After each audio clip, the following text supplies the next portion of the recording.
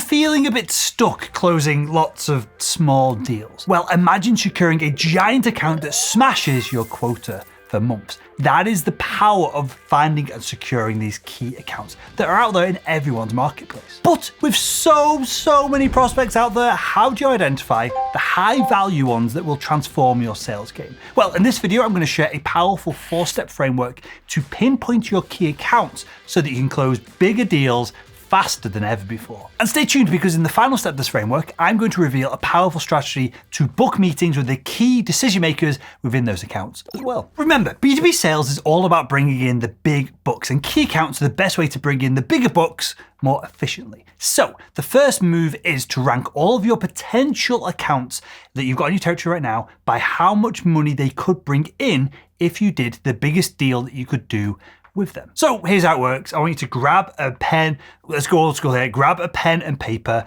and let's run through the process. So step 1, list your what we call territory titans. Think about, if you've got 500 accounts, think about the top 25 accounts that you're dealing with somewhat day to day. These are the big players with potential for serious ongoing partnerships. Write them all down, and then we're going to rank those accounts in step 2 into potential rainmakers. Now, not all big accounts are created equal. Don't assume that your current biggest spenders are automatically the best bets for big and fast revenue generation. We want to focus on the accounts here that have the most potential to drive revenue. And let me just say that again, because sometimes salespeople do get mixed up when I run through this, in our workshops and live trainings.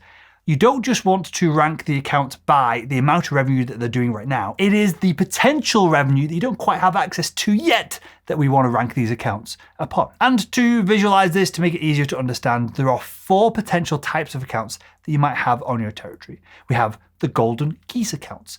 These guys are already bringing in tons of money, and there's tons of room for loads more. This is what we want to focus on. Then we have the sleeping giants. So maybe the revenue is small right now, but there's still that huge potential. These are the second most important accounts that we need to focus on. Then we got what we call the steady eddies. These are good, reliable revenue, but there's not much room to grow. These are probably not what we're going to lean into when we want to do big deals faster. And then finally, we all have them. We have the duds. Little revenue, little future potential revenue. They don't care about you, and so you shouldn't probably care very much about them. So ignore the duds in this exercise. So clearly we want the golden geese and the sleeping giants. But let's be even smarter here. Let's focus on the golden geese first. Again, this whole video is about more revenue faster, right? And we're going to focus on the golden geese first because these are the accounts that you already have a relationship with, and there's still a ton of potential more. And growing a relationship with these accounts is much quicker than starting from scratch with someone else. So take your list of 25 accounts and rank them based on the current revenue that they're generating and the future potential revenue that you can get from them. This is going to show you who the real money makers are.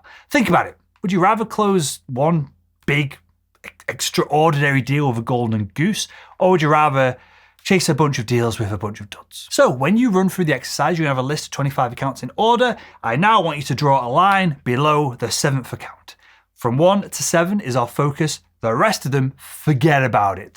There's too much. You can have too much of a good thing, right? Forget about those for the moment. So now we have 7 accounts. There's still a few things that we need to do to really understand which one of these accounts, or which few of these accounts, is going to give you the biggest opportunity to close the biggest deals in the least time. All right, so you got your list of 7 potential goldmine accounts ranked in order on the page in front of you, ranked by how much revenue that they can potentially bring in. But hold on, there's more to the story than just dollar signs. We need to figure out which one of these companies are most likely to see us as a valuable partner rather than a pesky salesperson, because it doesn't really matter what we think about the accounts. Really, it matters what they think about us when we're trying to do big deals fast. The more trust you have of a prospect, the more that they want to work with you, the quicker it's going to be to get a big deal closed with them. So for each company on your list, ask yourself, do they see us as a strategic partner or just as another pesky, annoying salesperson? And so in a new column next to the title of the account that's hopefully ranked in your order of 1 to 7, with 1 being that they barely know who you are and what you're about, and 4 being that they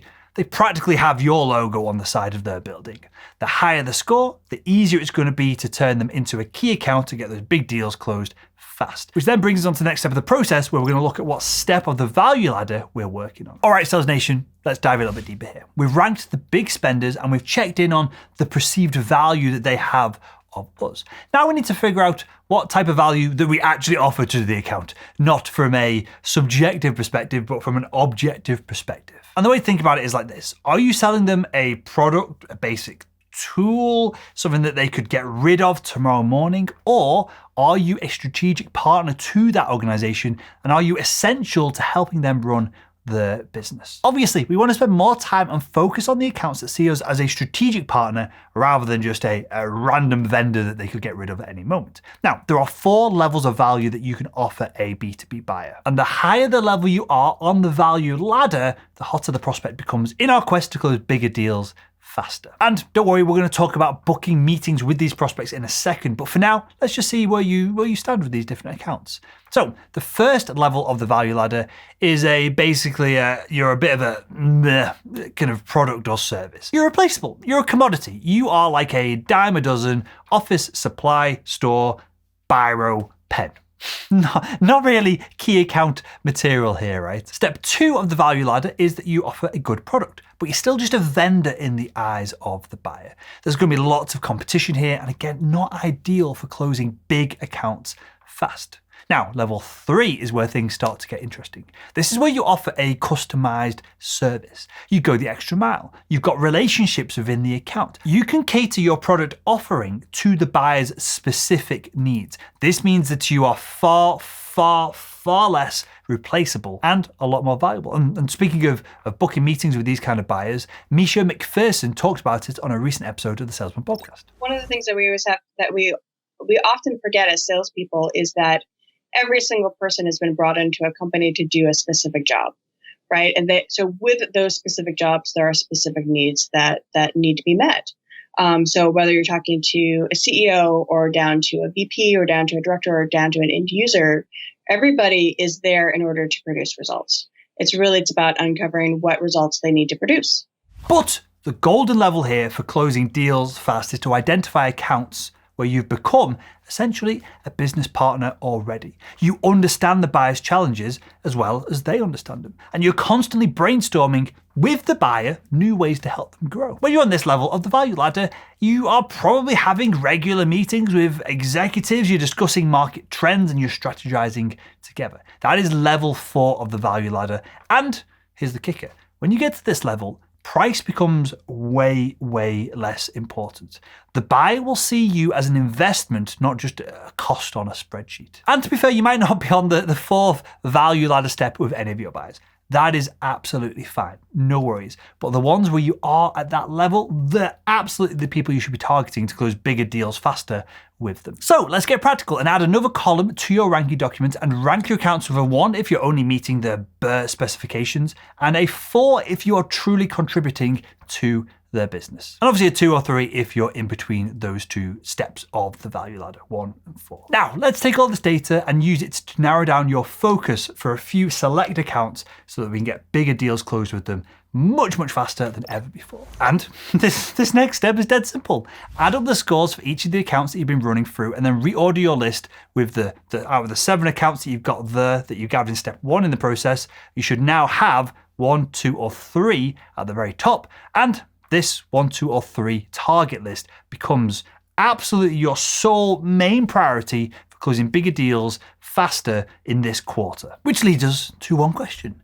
Will, I've done the paperwork, I understand, but how the heck do I book that initial meeting to discuss growing these accounts with the buyers themselves? Well, don't worry, you're almost there. You've ranked the big spenders, you've checked the buyer's perceived value of you, you've figured out what kind of partner you are to the buyer themselves. Now it's time to land a few meetings and turn them into golden key accounts. And the fastest way to do this is to offer the buyer a key account plan. You might name it slightly differently, but that's essentially what it is. It's going to be a roadmap showing the decision makers within your potential key accounts why they should partner with you further. And, well, don't overthink this. Keep it short, keep it sweet, and just build it up with 3 sections. What? So briefly explain who you are, why they should care, and what you're going to cover if you continue working with them moving forward. Then you need to cover why now. Highlight any recent challenges that the buyer might be facing, a drop in sales, a new competitor, anything that shows that right now, this second, urgently, they need a fresh perspective on the marketplace. And the third part of your key account report is opportunities. Here's where you're going to shine. Briefly showcase, very briefly, showcase how you can solve the buyer's problems and help them grow. Imagine boosting their sales, cutting their costs, reducing risks of litigation, whatever it is. Show the potential value that you can offer with this part of your plan. And once your key account plan is ready for these top 1, 2, 3 accounts that you've identified in the practical elements of this video, it's time to fire over an email and request a meeting to run through it. And here's a template that you can use. You might say, "Hi James, we've been working together for a while now and I put together a report outlining some strategic opportunities that could benefit your business. Would it make sense for me to send it over and schedule a quick call to discuss?" A couple of subtle things here. You're not just firing these documents over to people who may or may not care about them. We're not doing that. What we want to do is exchange our report for a meeting with the buyer so that we can get into this in more detail. If you just send off this key account report into the ether of some executive's inbox, maybe you'll book a meeting on the back of it, maybe you won't. What we want to do is always exchange value, and that's exactly what we're doing here. Remember, this is all about building a partnership, not just making a sale. As cheesy as that is, and let me be clear here, I'm here to help you make a ton of money. That's what I'm here for. But when you get into these larger deals, when you want to do massive, big deals faster, it is literally about building a partnership rather than making a sale. And I've seen this framework work many times. It's literally driven millions and millions in revenue for my Salesman.com Academy members, all from 10 minutes of scribbling down some notes on a piece of paper, and then a morning of sending a few emails to book some meetings. It is easily the quickest and easiest way I know to close big deals fast. So there you have it. Build the list, send the emails, book the meetings, and close deals faster than ever before. And if you want to continue making selling simple, why not click the video that's on the screen right now.